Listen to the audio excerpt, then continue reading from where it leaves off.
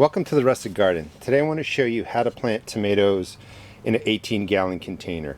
And the first thing I want to talk about is the container. This is an 18-gallon container that cost probably $8. It's on its third or fourth year. I think it's on its fourth year of use. The sun is starting to beat it up, but you'll get about 4 or 5 years out of these containers. The original soil that went in here about 2 years ago was a moisture control garden soil. But after 2 years of growth, it's time to fix it up. And I just wanted to quickly show you the recipe I use. And my recipe is sort of random. I use whatever products are available soil-wise, if it's topsoil, garden soil, premium garden soil, but I use peat moss. So what I did is I took out about 4 shovelfuls of the original dirt, and then I added in 3 or 4 shovelfuls of peat moss. That is the organic matter that I'll mix into the soil. Since I'm refreshing the soil, the other thing I want to add in is about a handful of 10-10-10 fertilizer. You can use an organic fertilizer if you want. I'm also going to put in about a handful of pelleted lime, and I'm going to add eggshells into the mix.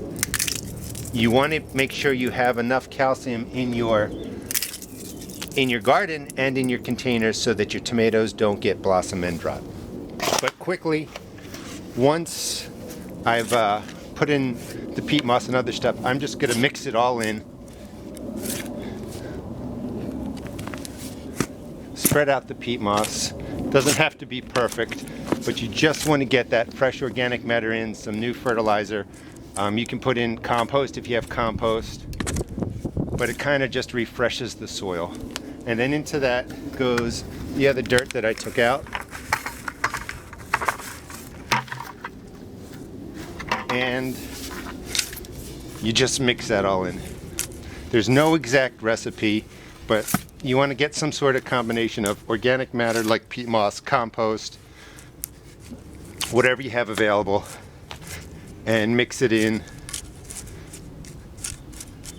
to create your planting soil. Now this is an 18-gallon container. If you want to plant an indeterminate tomato, you put 1 tomato in here.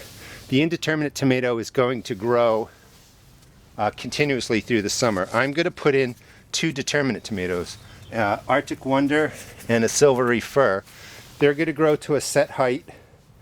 They're going to produce their tomatoes and then they're going to die. So you can get 2 determinate tomatoes in an 18-gallon container, or just use 1 indeterminate tomato. Pretty simple. Now that you prepared your soil, and you could mix it in a little bit better, but for the sake of the video, thought I'd save you some time. But your soil's mixed in well. You're going to put in 2 tomatoes. These are determinates. You can see the roots are pretty good. Gently break them up. Drop 1 in on one side. You want to bury about a third of the stem. That will root. Press it in. And then same with the Silvery Fir. And you can see the roots coming out of here. And you want to bury it about a third to about there. Even out the soil. Press it in. Clear some of that away from the plant. If you have mulch, you want to mulch the top of the soil to keep the moisture in.